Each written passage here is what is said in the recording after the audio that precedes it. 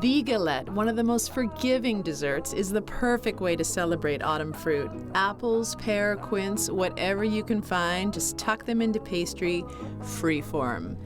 Say goodbye, pie plate. Hello, galette. Quince, they are my favorite. My friend Genevieve has a quince tree in her backyard, and our friends the Turners also have a quince tree. And it is very important to cultivate these relationships. Because where I live in Eastern Canada, quince are really hard to find.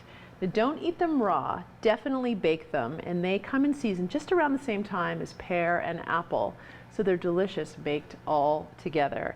And that is what I'm going to do today with a galette. Now a galette is like a free-form tart. You don't need a pie plate or a tart pan. Just roll it out and you can eat it with your hands, which is really one of the best parts. So I am starting with the pastry. This is an unbleached flour. It's an organic flour, so it gives a nice rustic, sort of earthy quality. Cover it with parchment paper.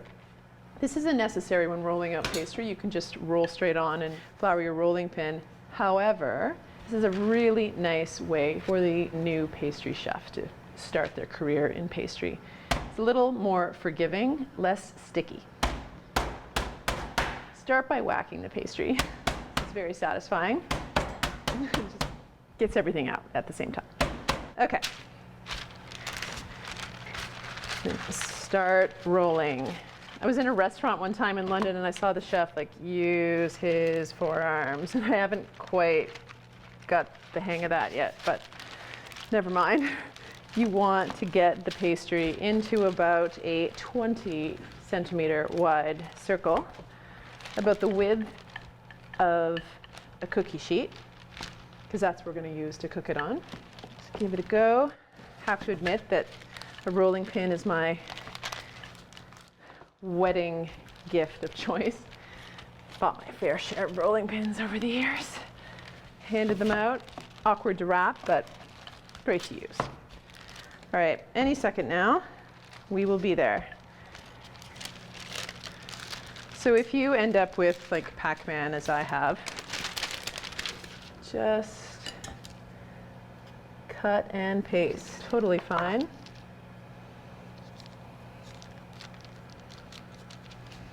Start with a little bit of jelly.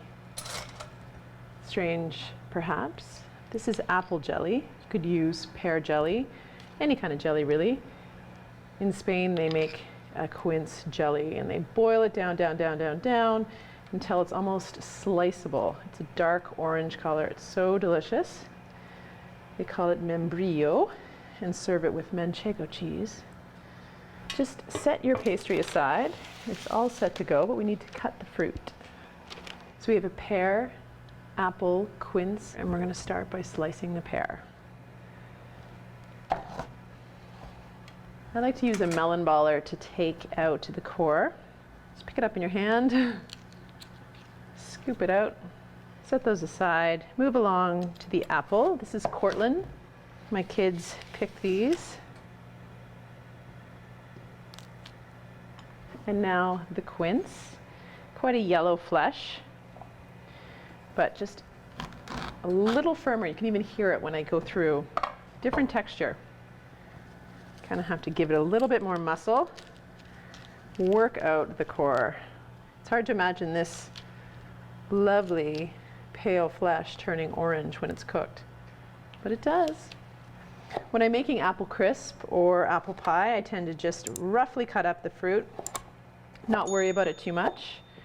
But with this galette, I'd like to fan the fruit a little prettier. So I'm going to be mindful with my knife cuts.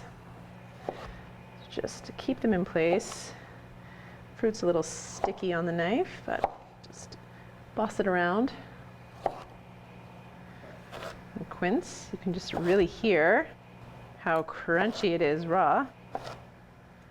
Almost sounds fibrous. Take a second, make a space for your pastry. All right, so start by fanning your beautifully sliced fruit across. Apple. So hard not to eat these little slices. Just fan your quince down this side. And then some Cortland slices just down the side. So you can fit some pear down here and some quince up here and start the folding process. Fold in initially and then just tuck in and fold. And then on the side. Beautiful. Take a brush and coat the pastry with some cream, some full-fat whipping cream. There you go. This makes a little glue, so the sugar that we're about to add will adhere.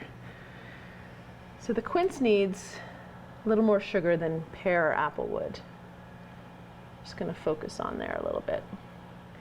And then on the pastry as well, because the sugar caramelizes in lovely little crunchy bits.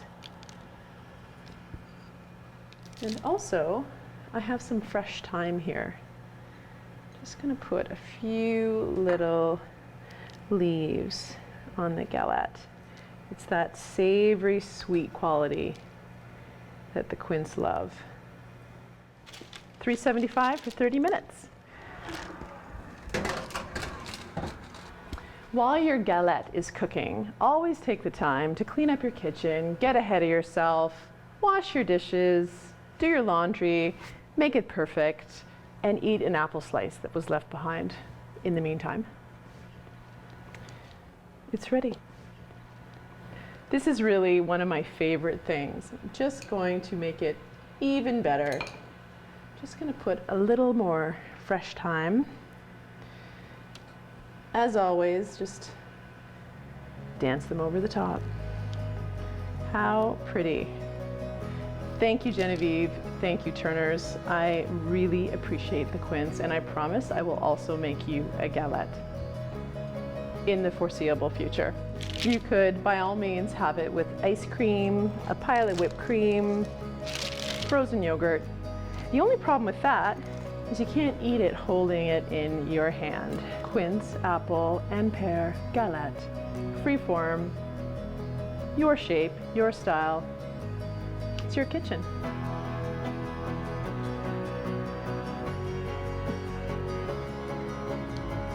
I could have this for breakfast, lunch, or dinner, or dessert at each meal.